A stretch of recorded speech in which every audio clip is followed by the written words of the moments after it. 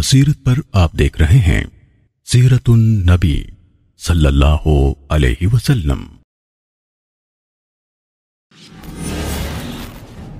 غنیمت کی تقسیم کے بارے میں انصار کا موقف۔ انصار آپس میں ایک دوسرے سے شکوہ شکایت کرنے لگے اور انصار کے سردار سعد بن عبادہ رضی اللہ تعالیٰ عنہ نبی صلی اللہ علیہ وسلم کے پاس آئے اور کہا، اے اللہ کے رسول، انصار آپ سے خفا ہیں۔ نبی صلی اللہ علیہ وسلم نے سعد رضی اللہ تعالیٰ عنہ سے کہا، انصار کو جمع کرو۔ حضرت سعد گئے اور انصار کو جمع کیا اور نبی صلی اللہ علیہ وسلم کو خبر کی تو آپ صلی اللہ علیہ وسلم تشریف لائے۔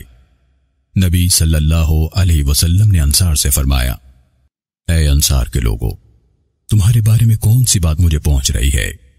کیا تم لوگ مجھ سے خفا ہو؟ کیا جس وقت میں تمہارے پاس آیا تو تم گمراہ نہیں تھے؟ تو اللہ نے میرے ذریعے تمہیں ہدایت دی۔ تم بکھرے ہوئے تھے، اللہ نے میرے ذریعے تمہیں اکٹھا کیا۔ تم فقر و تنگ دستی میں تھے، اللہ نے میرے ذریعے تمہیں مالدار کیا۔ نبی صلی اللہ علیہ وسلم نے فرمایا، اے انصار کے لوگوں، مجھے جواب نہیں دو گے؟ انہوں نے کہا، ہم کیا جواب دیں اے اللہ کے رسول؟ اللہ اور اس کے رسول کا ہم پر فضل و احسان ہے۔ اللہ کے نبی صلی اللہ علیہ وسلم نے انصار سے فرمایا، اللہ کی قسم، اگر تم کہنا چاہو تو کہہ سکتے ہو اور سچ ہی کہو گے اور تمہاری بات مانی جائے گی۔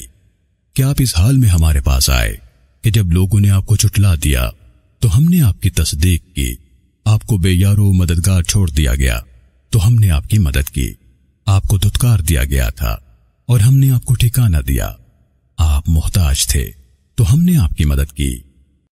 پھر نبی صلی اللہ علیہ وسلم نے فرمایا، اے انصار کے لوگوں، کیا تم لوگ دنیا کی اس عارضی دولت کے لیے ناراض ہو گئے جس کے ذریعے میں نے لوگوں کی تالیف قلب کی تاکہ وہ مسلمان ہو جائیں اور تم کو تمہارے اسلام کے حوالے کر دیا تھا؟ اے انصار کے لوگوں، کیا تم خوش نہیں کہ لوگ اونٹ اور بکریاں لے کر جائیں اور تم نبی کو اپنے گھر لے کر جاؤ؟ اس ذات کی قسم جس کے ہاتھ میں محمد کی جان ہے، اگر ہجرت نہ ہوتی تو میں انصار کا ایک فرد ہوتا۔ اگر سارے لوگ ایک راہ پر چلیں اور انصار دوسری راہ پر تو میں انصار کی راہ پر چلوں گا۔ اے اللہ، انصار، ان کے بیٹوں اور ان کے پوتوں پر رحم فرما۔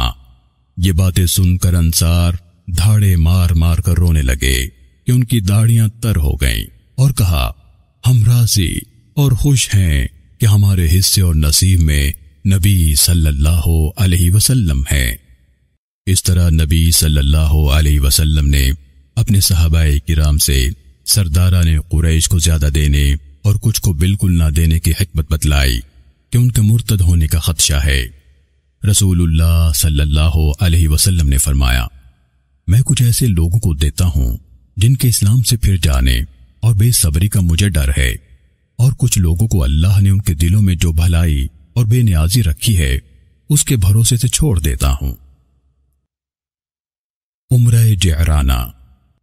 جب نبی صلی اللہ علیہ وسلم جعرانہ کے مقام پر حنین کی غنیمت کی تقسیم سے فارغ ہو گئے تو رات کے وقت آپ صلی اللہ علیہ وسلم نے عمرے کا احرام باندھا۔ اس عمرے کو عمرہ جعرانہ کہتے ہیں۔ پھر نبی صلی اللہ علیہ وسلم مدینے اپنے رب کی مدد سے فتح یاب ہو کر لوٹے۔ آپ صلی اللہ علیہ وسلم مدینے ذی قعدہ سنہ 8 ہجری کو پہنچے۔